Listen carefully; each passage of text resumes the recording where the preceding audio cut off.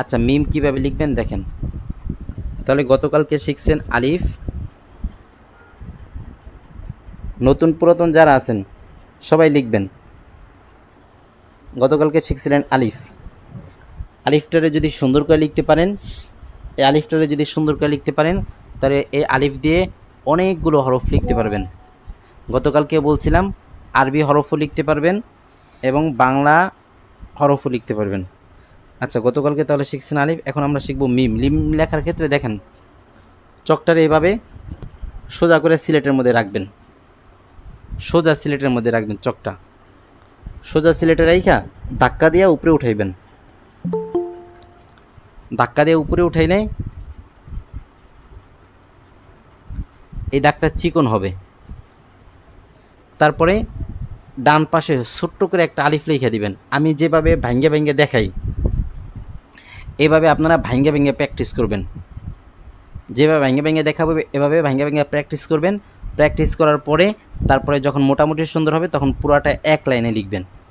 আচ্ছা দেখেন, তাহলে এভাবে একটা দাগ দিবেন, তারপরে ডান পাশে ছোটো করে একটা আলিফ লিখবেন। ছোটো করে বাঁকা করে একটা আলিফ লিখবেন। আলিফের নিচে যেন চিকন হয়, একদম হুবহু যেন একটা আলিফ।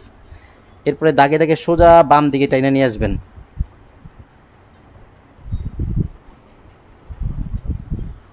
দাগে দাগে সোজা বাম দিকে টাইনে নিয়ে আসবেন। এরপরে যেভাবে টাইনে নিয়ে আসছেন এইভাবে চকটারে নিচে নামাই দিবেন। যেভাবে টাইনে নিয়ে আসছেন এইভাবে চকটারে নিচে নামাই দিবেন। তারপরে এখানে আরেকটা আলিফ লিখে দিবেন। এই আলিফের থেকে একটু বড় আলিফ, এখানে আরেকটা আলিফ লিখে দিবেন। মালয়েশিয়া থেকে রাহমাতুল্লাহ ভাই ভর্তি হয়েছেন।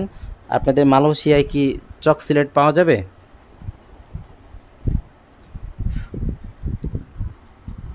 যদি পাওয়া যায় তাহলে চক সিলেটের কিনে নিয়েন। হ্যাঁ, তাহলে এখানে আরেকটা আলিফ লিখবেন।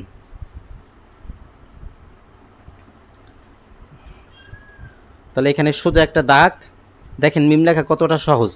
সোজা একটা দাগ দিবেন, ডান পাশে ছোটো করে একটা আলিফ লিখবেন। আলিফ লেখা গতকালকে শিখছেন। এরপরে সোজা বাম দিকে টেনে নিয়ে আসবেন। এরপরে এখানে আরেকটা আলিফ লিখবেন। তাহলে এটা সোজা দাগ, এইটাও সোজা দাগ, দুইটা সোজা দাগ। এটা ছোটো একটা আলিফ, এটা একটা আলিফ, দুইটা সোজা দাগ, দুইটা আলিফ। এই দুইটা সোজা দাগ দুইটা আলিফের মাধ্যমে আপনারা লিখবেন মিম। আচ্ছা, আগামীকালকে শুধু মিম লিখেন। হ্যাঁ, শুধু পুরো 24 ঘন্টায় শুধু মিম লেখা সুন্দর করবেন। যদি মিম লেখা সুন্দর করতে পারেন তাহলে মিম দিয়েও অনেকগুলো হরফ লিখতে পারবেন, অনেকগুলো। এগুলো আমরা পরে দেখাবো। তাহলে আগামীকালকে শুধুমাত্র মিম লেখা গ্রুপের মধ্যে ছবি তুলে দিবেন ইনশাআল্লাহ। মিমটা যেন সুন্দর হয়। আমি ক্লাসের রেকর্ড ভিডিও গ্রুপের মধ্যে দিয়ে দিব ইনশাআল্লাহ। এবং হাতের লেখা